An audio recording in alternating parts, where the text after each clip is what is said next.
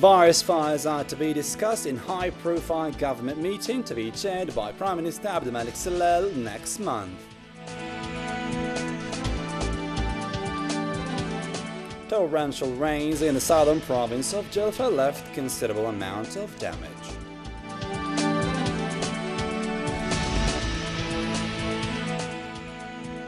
Arab nations vowed to provide Libya with the necessary military support to combat the threat of terrorism.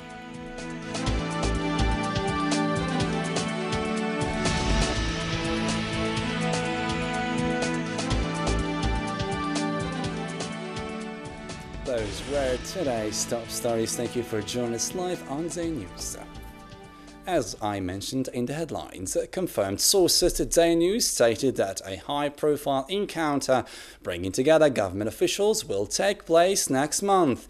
The meeting will be devoted to discussing various files pertaining to various sectors of activity, notably the imminent social comeback, as well as the fluctuating oil prices and their negative impact on the national economy and the constant devaluation of dinar.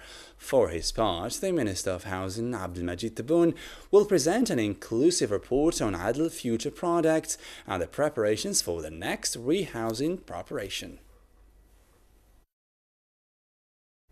Moving on to the southern province of Jilfa, where unprecedented torrential rains left considerable amount of damage in the town of Yufi.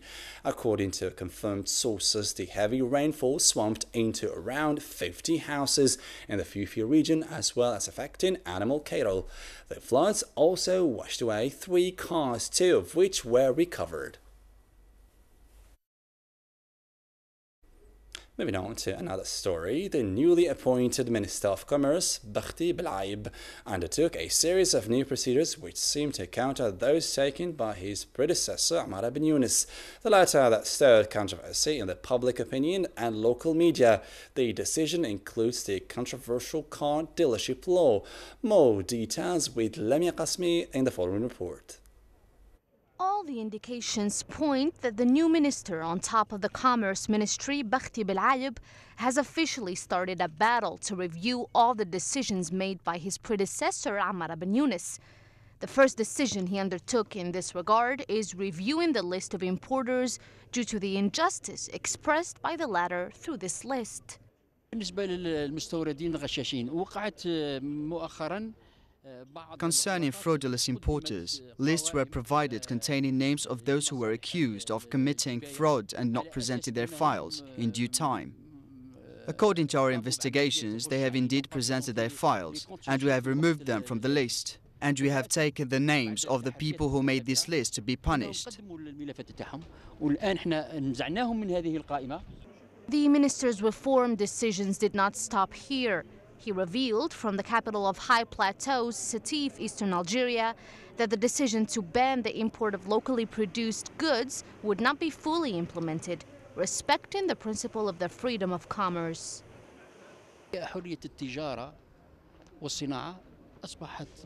The freedom of commerce and industry is a constitutionally given right, and it cannot be questioned. But as you know, our market is flooded by foreign products that often do not conform with international standards and may harm the citizens' health. So we try to control these things, especially at the frontiers, so these products cannot be easily marketed in our markets. This is also a protection for national products.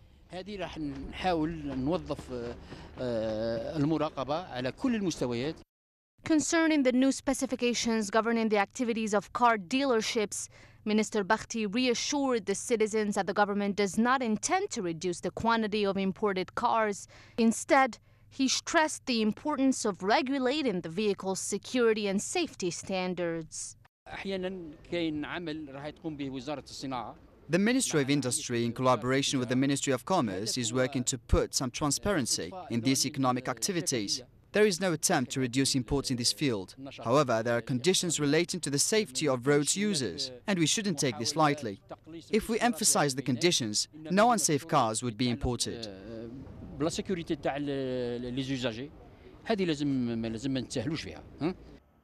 These are the new preoccupations of the newly appointed Commerce Minister Bakhti Bil'ayeb, which all seem to question his predecessor's prerogatives, the latter having been a controversial character that long stirred the public opinion. In this year's pilgrimage season, new and improved procedures were undertaken by the government to ensure the smooth running of the process. In this regard, the government will be sending medical delegation with the pilgrims to provide health care for them. Also, a crisis cell has been put in place in Saudi Arabia to make sure the pilgrims are not infected with the coronavirus.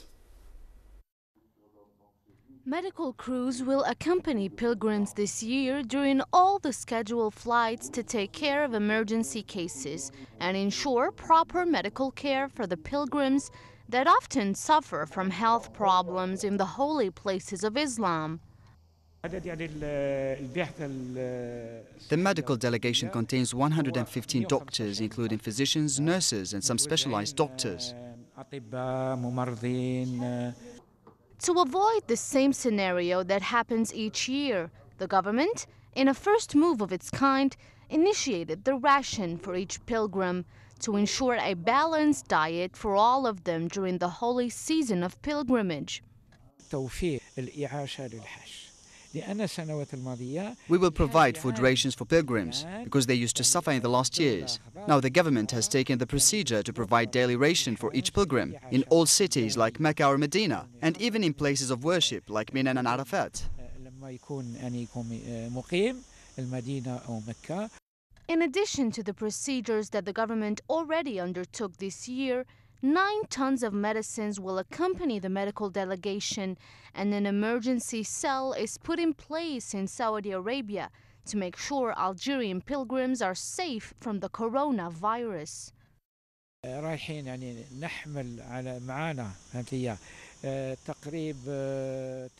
We will carry 9 tons of medicines with us, containing more than 270 different kinds of pharmaceutic products. According to the previous year's evaluation, we hope they will cover all the needs concerning the illnesses that we are expecting. In Medina and Mecca, we formed a qualified cell to oversee the situation.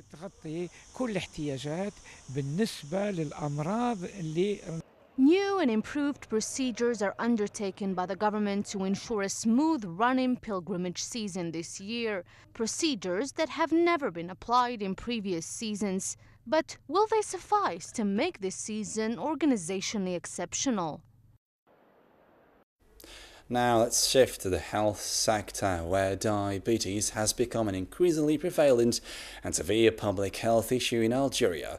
This disease is continually evolving and becoming more problematic, and latest statistics revealed that more than 3 million Algerians suffer from this chronic disease. Oussama Snoussi sheds light on the matter. The national evidence suggests that the prevalence of diabetes in Algeria has increased from 6.8% in 1990 to 16% in 2015, but is quite higher among certain groups and areas of the country.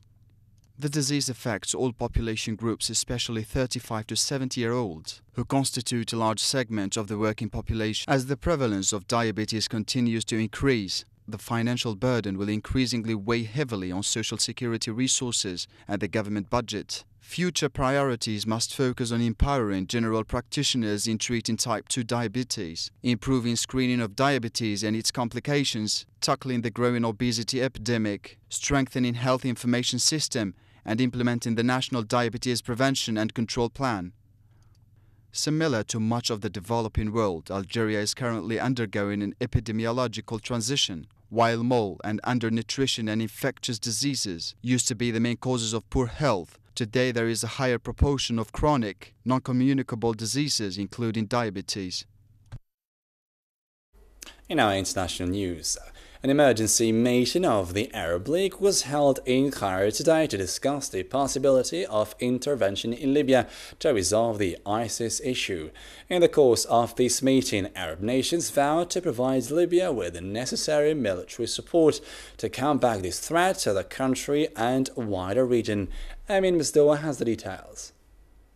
The Arab League has met today in an extraordinary meeting in Cairo, Egypt, on the request of the internationally recognized government of Abdullah al-Thani. The meeting examined the possibility of a joint Arab military intervention in Sirte on the Libyan shore in order to quell the presence of the so-called Islamic State terror group in the city and wider region. Arab nations remain rather divided concerning this possibility, as Egypt is favorable to the request, while Algeria maintains its non-interventionist position. The Arab League called for an urgent Arab strategy to militarily back Libya's government against the ISIS terror group, but stopped short of endorsing airstrikes. In a statement released today, the Arab League stated, "The Arab League affirms that given the difficult situation, there is an urgent need to quickly put an Arab strategy in place that includes assisting Libya militarily in confronting Daesh's terrorism. Algeria is wary of the possibility of such an initiative further destabilizing its neighbor, with whom it shares a 982-kilometer-long border. The National People's Army has already taken measures to render this border less porous, deploying a significant task force to reinforce the country's south and southeastern borders. National forces are particularly concerned surrounding the important flow of small arms in the Sahel region, a relic of Colonel Gaddafi's arsenal which is now in the hands of the various militias and armed groups operating within Libya. A third meeting of the Arab League is set to be held on the 27th of August in Cairo. Moving on to the Malian Valley now, where fighting has resumed amongst Tuareg separatist movements and pro-government forces in the country this weekend. Some 10 people have been killed in the clashes, which come just 2 months after the signing of an accord on peace and reconciliation in Algiers. Amin Mstoa has following reports. The UN mission in Mali, or MINUSMA, has begun to create a zone of security around the city of Kidal in the north of the country, as fighting resumed this weekend amongst rival armed groups. Fighters from the Tuareg separatist coordination of Azawad movements and the pro-government Gatia group clashed this weekend, with the most intense fighting occurring yesterday near Anifis, some 120 kilometers away from Kidal, which left around 10 dead and many others injured. Reports suggest that Gatia retook Anifis during these clashes. The situation has calmed down somewhat this morning, with no fighting between the groups having been reported, but sources on the ground suggest that there is a palpable tension remaining in the area. When questioned, a MINUSMA official stated, "We have begun to establish a secure perimeter in a 20-kilometer radius around the city of Kidal. We have the necessary manpower and equipment to carry out this peace-seeking mission." This new wave of violence comes just 2 months after the signing of an accord for peace and reconciliation between the two parties in Algiers. The accord was heavily criticized by the local Tuareg population in Kidal. The UN Security Council have backed a push for peace talks as the death toll from an airstrike on a Syrian suburb reached nearly 100. A statement approved by members urged a political transition to end the conflict. More details with Sanfa Saru. The United Nations Security Council expressed its support for Syria mediation efforts on Monday in a conference held in Damascus, where 15 members have participated in the meeting. Indeed, it is the first political plan approved within 2 years. The council members met in the conference with the crucial participation of Venezuela and Russia.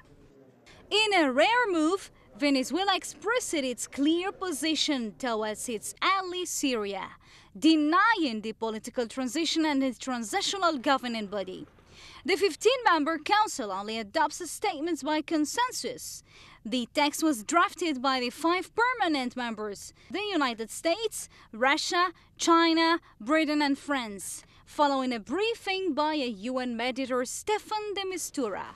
Venezuela's UN ambassador Rafael Ramirez said his country disagreed with these references and reaffirmed its support for Mistura's efforts.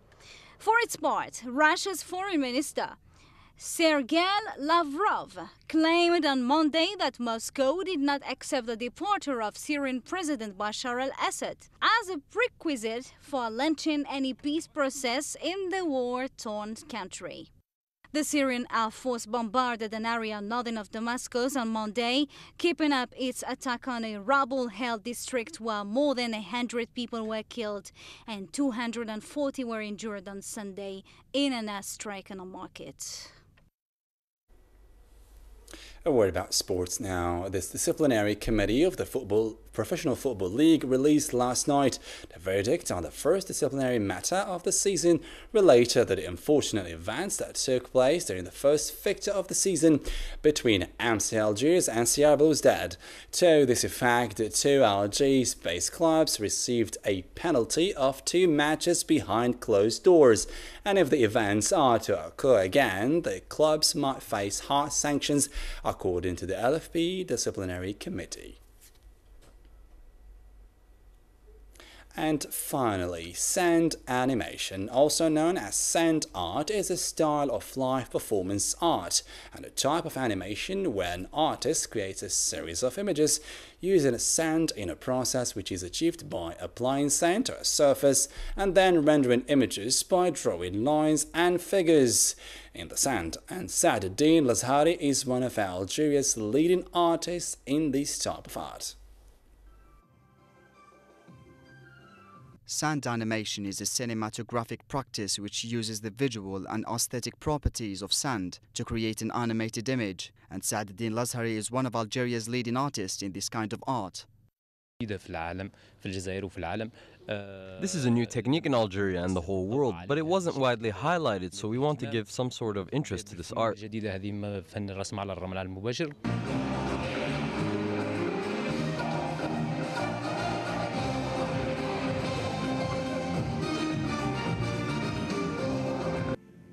Saadeddine entertained the Jalfawi audience by performing sand drawings using a light board and an overhead projector, where the sand animated images are projected in real time on a wide screen. We would like to call it sand cinema, for it requires a hall, an audience, and animation. Besides, it's performed on a big screen and the performers tell stories in his drawing.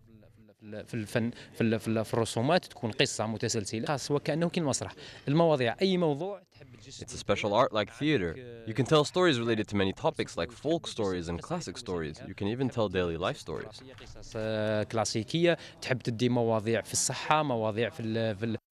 Sand is a fluid material, and its grains which settle by chance around the features create alive pictures made of single textures.